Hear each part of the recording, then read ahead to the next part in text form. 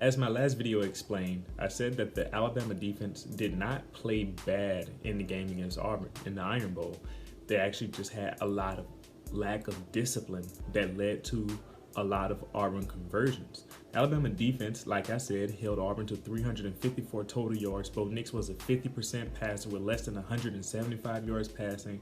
They only ran for like 5.3 yards per carry, which is solid but not fantastic. They did not trash the Alabama defense. And I'm here to show you that. So I'm going to analyze 3 plays here on the same drive, 3 plays in a row that are a microcosm of what the Alabama defense did overall in the Alabama game. So this is for those people on social media who think they knew everything to know about the Alabama defense after watching that game. So in the second quarter, with 10 minutes and 16 seconds left, the Alabama defense is in a 4-2-5 nickel defense playing man-to-man coverage. Barmore is at the defensive tackle spot here, and also Raekwon Davis is at the other defensive tackle spot, with Anthony Jennings at the right outside linebacker position and Terrell Lewis at the left end spot. So there's like a pass rushing specialist type group here. So both safeties are in the middle of the field. This is no respect for the Auburn wide receivers. Like, this is messed up. So Auburn tries a lot of misdirection here. So at the snap, they have all of their receivers run routes to the right side while pulling their right guard and up back to the right side as if they were blocking. So the rest of the O-line shifts the pocket right as Nix trails that way to sell the pass. This is all a ploy. The right guard and the up back are a throwback screenplay. So watch my boy Anthony Jennings here. He easily dips past the right guard who is trying to sell pass protection here. But as soon as Anthony Jennings sees Nix turns back, he immediately shifts his feet into a back pedal-like position and starts to fall back toward the right guard and the up back who just went past him. He actually plays solid pass defense here as he moves into the throwing lane and almost secures the interception here before he takes a hit to the ribs that actually took him out of the game for a little bit. This was an outstanding play by Anthony Jennings. This is not something that a lazy player like some guy on Twitter tried to say Anthony Jennings was lazy would do. Like, this guy is actually reading the offense and responding to what's going on. That's a great defensive play. So I'm going to show you the next play, but before I do that, I like to plug here that I have a Discord channel called Logic and Football that I'm going to leave a link to in the description below, that we can get on there. You can talk football with me, and I'm usually responding much quicker there, and we can have more informal conversations and a lot of fun in there. I've already been in there with one guy. Also, I have a Patreon where you can now support my channel and give any donation that you see fit. I would love that. It helps me keep the channel going and have a higher quality in the future. So that link is also in the description. So thank you for supporting if you can. Now we'll go to the next play. Second quarter still, like literally the play after the play I just said. 10 minutes and 10 seconds left. The Alabama defense is the same, except that Terrell Lewis takes Anthony Jennings' spot, who just got hurt. And number 92 takes Terrell Lewis's previous spot, which is at the left end. Auburn has 4 wide receivers on the field, 2 to the left and 2 to the right. The 2 to the left are stacked, giving the impression of a wide receiver screen to that side, while their other wide receivers clear out. So Terrell Lewis bursts upfield on left tackle number 76, and the right tackle allows number 92 to run past him as he starts moving forward, and the running back follows him. So this is a screen pass all the way. Watch Raekwon Davis though.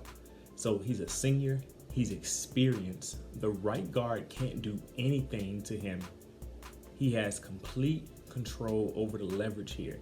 He recognizes the running back coming on the screen, so he disengages and covers the running back like a linebacker in coverage. Bo Nix has to throw this ball in the dirt, and incompletion. So not to mention that Shane Lee, number 35, is on top of this play as well. You can see him running past the guy trying to block him or get out in front of him on top of the screenplay. He recognized the screen as a true freshman. That's improvement. That shows an example of a guy who actually has learned over the course of the season. If this was early in the season, I'm not sure he would have been on top of this play. That's growth.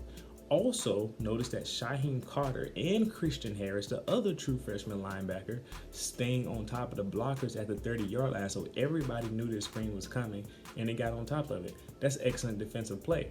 So now it's on to third down. This is literally the play after this. This is the next play, second quarter, 10 minutes and 3 seconds left. This is a 3rd and 10. Keep that in mind. This is a 3rd and 10. This is a nice scheme on defense here. It looks like a 3-2-6 of some kind, basically dime defense with an aggressive blitz call. There are 5 people on the line of scrimmage to start this play. Man defense across the board.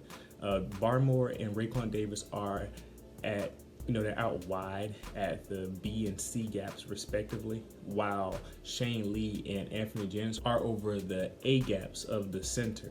So Terrell Lewis is rushing on the C gap on the left side of the defense, and Shyheim Carter plays slot on the left side as well. At the snap, everyone on the line rushes immediately except Shane Lee. So Shyheim Carter is coming on a slot blitz, and then Shane Lee starts to blitz on a delay. Normally, this works like a charm because the center has to choose between the delayed blitz linebacker or the slot corner. Auburn smartly leaves Whitlow in for pass protection here. Whitlow is the running back. He picks up Carter on the cornerback blitz, and the center picks up Shane Lee. The rush still arrives, but this gives Nix just enough time to deliver an accurate pass. He fires an accurate pass, accurate-ish, to Seth Williams down the left sideline, who is in a 1v1 situation with Patrick Surtain, who is in great position. Patrick Surtain is playing this really well. He's doing this really great. Easy pass breakup. There's a problem here. So pass interference is called. So Surtain was in good position to knock this away. But when he leapt into the air, he got some nice air on this, he kept his hand on Seth Williams' shoulder and wrapped it around. That's just enough to draw pass interference. He didn't have to do that to get this pass breakup, but he did it.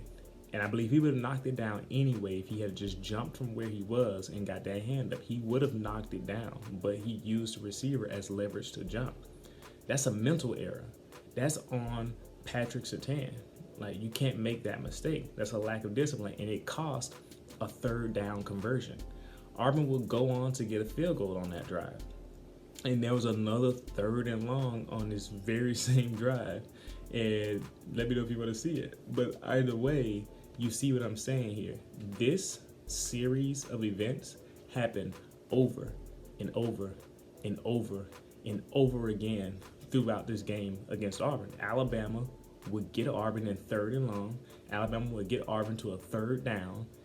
They'll make a stop on 3rd down, and then they'll make a mistake and extend Auburn's drive. Literally, the last play of the game that cost Alabama the victory, that cost Alabama a chance to go down and get a victory, Alabama stopped Auburn with no timeouts left. Auburn was about to punt the ball. Alabama got a 12-man on the field penalty. Auburn didn't prolifically move down the field and destroy the Alabama defense. They just took advantage of Alabama's mental errors. So this is something to keep in mind.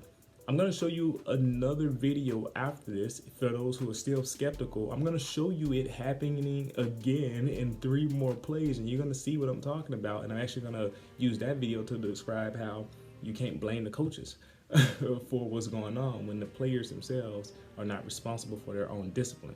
But that's on another video. I'll see you for that. And let me know what you thought about these plays. Let me know if there's something specific that you thought that you wanted to discuss. I'll be happy to talk with you about it in the comments. I'll see you next time.